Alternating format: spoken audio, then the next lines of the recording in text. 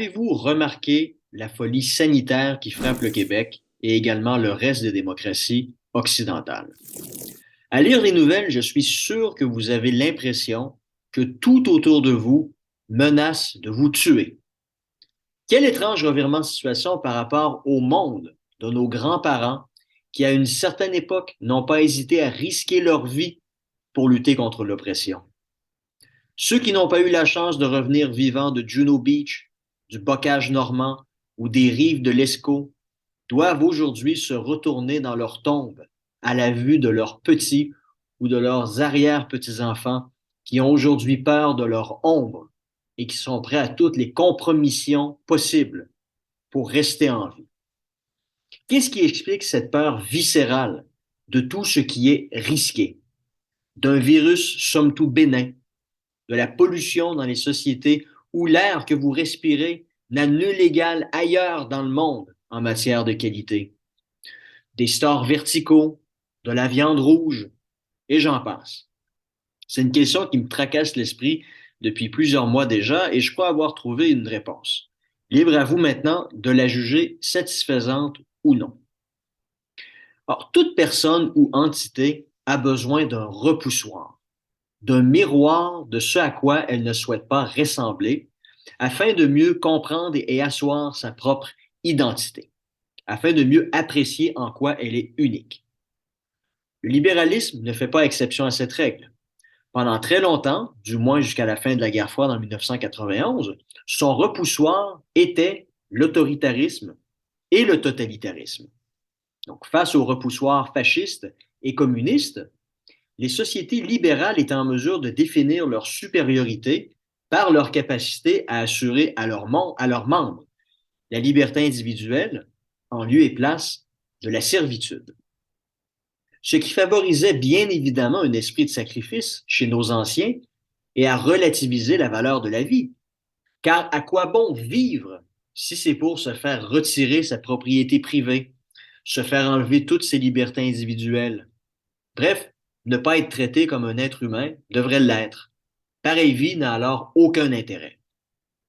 Or, avec la fin de la guerre froide et l'effondrement du communisme, le libéralisme a perdu son repoussoir et a dû s'en trouver un autre. Je vous le demande, quels événements ont permis aux sociétés libérales à cette époque de se distinguer par rapport à un nouveau mal absolu? Les États faillis où les gens étaient massacrés.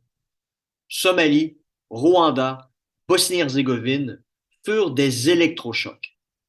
Notre différence par rapport à ces pays s'est alors établie sur la capacité des sociétés libérales et démocratiques à garantir la survie de leurs citoyens. C'est ainsi que l'ère de la biopolitique s'est instaurée chez nous et ce qui explique pourquoi nous sommes aujourd'hui si obnubilés par la peur de la mort. Cela a des impacts considérables qu'on en a pu apprécier pleinement pendant la pandémie et le plus important étant un renversement de notre relation avec l'État. Si à l'époque où nous pensions comme des sociétés déterminées d'abord et avant tout par le respect des libertés individuelles, ce n'est plus le cas aujourd'hui. La priorité de l'État est désormais pensée comme étant son obligation à assurer notre survie, et ce, à tout prix, même au prix de brimer notre liberté individuelle par le biais de mesures complètement disproportionnées. Mais on l'accepte, car mentalement, notre priorité n'est plus d'être libre, mais de vivre une journée de plus. Même si cette vie implique de devoir rester enfermé chez soi et de nous priver d'une vie sociale. En raison de cela, les sociétés occidentales deviennent paradoxalement de moins en moins libérales. Des tensions très violentes entre les partisans et les opposants au régime sanitaire de la pandémie sont en fait l'incarnation de deux manières incompatibles qu'ont les gens de penser leur société.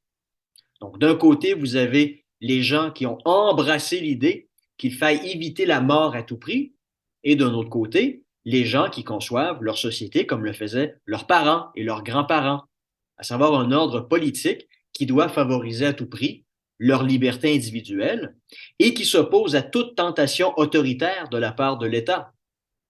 Entre ces deux visions, il n'y a pas de compromis possible. Or, À l'heure où la nouvelle menace d'un apocalypse environnemental menaçant d'éradiquer toute la vie sur la planète commence à émerger, on doit s'attendre à voir se continuer cette violence politique et la volonté des sanitaristes de continuer à imposer des mesures leur permettant de continuer à vivre.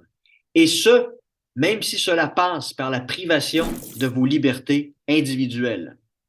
Car pour eux, vivre est tout ce qui importe, même si cela signifie de vivre dans une cage.